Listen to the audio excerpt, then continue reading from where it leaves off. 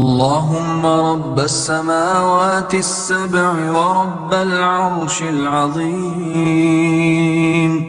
ربنا ورب كل شيء، فالق الحب والنوى، ومنزل التوراة والإنجيل والفرقان،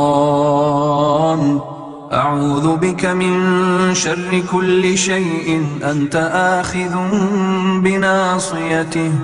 اللهم أنت الأول فليس قبلك شيء، وأنت الآخر فليس بعدك شيء، وأنت الظاهر فليس فوقك شيء، وأنت الباطن فليس دونك شيء.